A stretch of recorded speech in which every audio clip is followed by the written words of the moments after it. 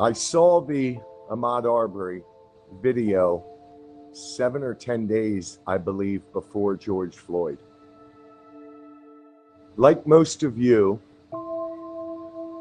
I'm sure watching those videos shook you and shook me to my core. It made me sick and it made me angry. It was the most despicable thing I had ever seen.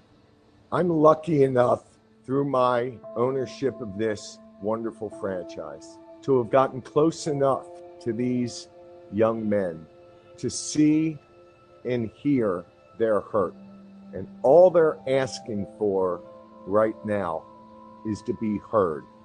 And I want to ask you individually, are you willing to listen? I don't think I've grown by seeing their anger.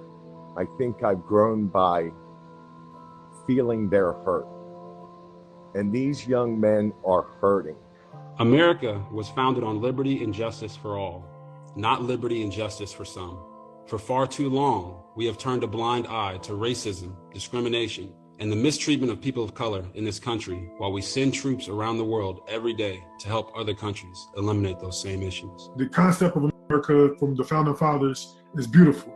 You know, the ideal of it is beautiful, but it's something that a lot of Black people haven't really experienced in our history. I'm angry about it, and I'm embarrassed about it. I'm embarrassed as an American. Our nation was founded on ideals that are far greater than that kind of behavior. We hold these truths to be self-evident, that all men are created equal. I feel like we all need to come together and learn from one another, because I feel the world will be more peaceful. You never know what you can learn from one another. Black lives matter in all places, not just stadiums, gyms, and ballparks. I grew up in Alabama in the 60s and the 70s. I saw segregation, integration, and racism. I saw water fountains for white only and another for colored people only. America has made strides, but we have a long ways to go to secure the victory. To say stick to sports is the worst possible thing that you can feel and say. If my players, both white and black, don't speak out about this injustice to their communities, then they're considered sellouts or hypocrites. If I don't defend my players, then I'm the worst kind of hypocrite. I said, when I'm 80, I'm gonna be talking to my kids and my grandkids about 2020. And they're gonna ask me, Papa, what you do? And I wanna be able to tell them that I made a difference.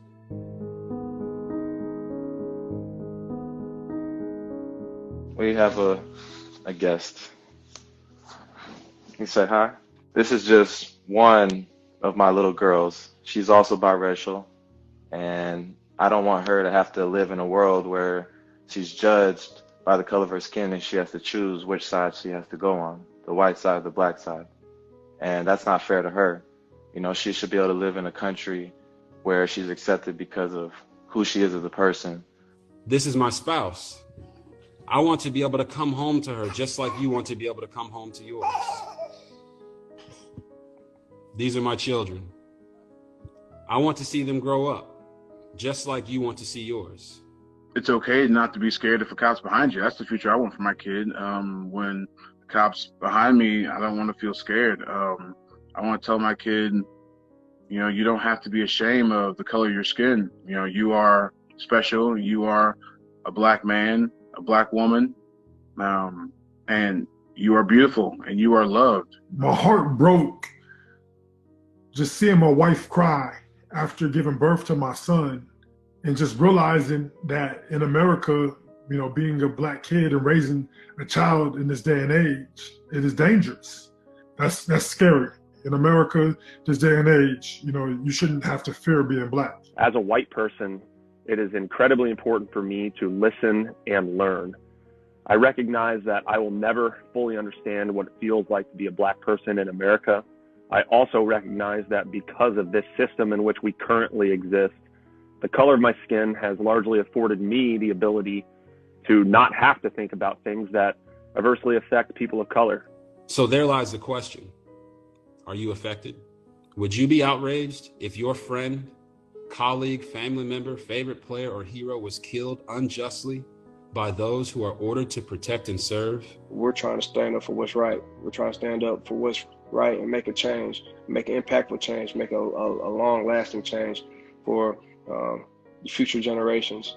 I just know that if you do say that you understand and you know why it's like that, just make sure that you're actively doing something to stop perpetuating the cycle. Because by doing nothing, you're perpetuating the cycle.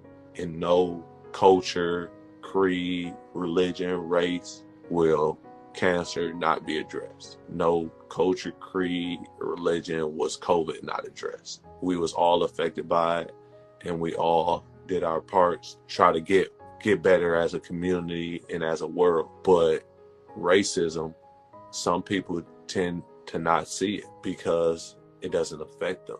Coach always say, be comfortable being uncomfortable. So now it's time to have these uncomfortable conversations. But when it's time to have an uncomfortable conversation, that's when don't nobody want to have it. Don't nobody want to move on anymore.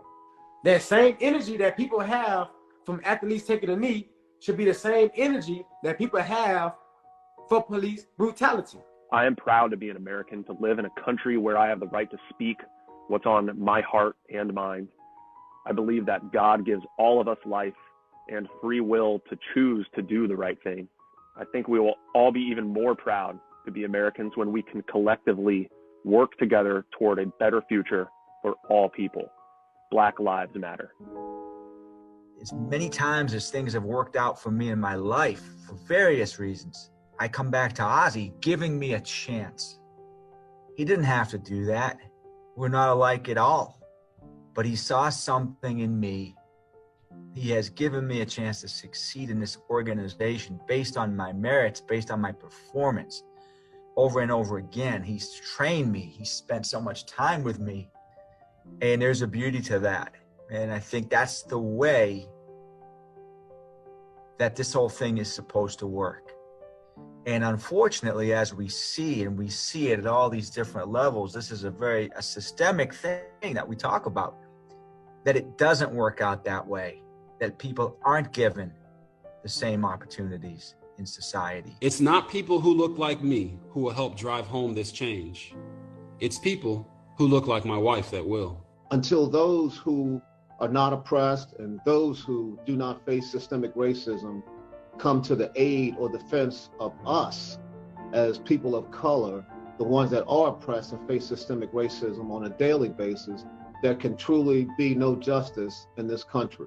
I want Brock to grow up and be raised to see no different in anyone, no matter their skin color or their race or their background, that equality should be with everybody. No one should have to live in fear in this country. My Black brothers and sisters are hurting. My responsibility is to help them in every way that I can. I feel all this should be anti-racist. It should not matter about the color of your skin, to treat someone kindly. Long after the protest ends, much work will remain to be done. As an organization, we are committed to a long-term, sustained effort to achieve racial justice for all Americans. I want to help be the change. I want to help enact change for my brothers, the people that I care about, people that I call family. It's gone on for far too long, and I want you guys to know that I'm with you, and I stand with you, and I'm here for you. I have faith that as a country, we will come together, Black and white. We will come together and we will shape this America into the America that we will want our kids to live in. We're the generation that can redeem the ideals of our country, make America what it was meant to be. I believe we will do it. The time to do it is now. Ask the questions, ask the uncomfortable questions, and you will come to the conclusion, I hope, that I have, that you don't feel it enough and you don't live it enough if you're not willing to say it. Black Lives Matter.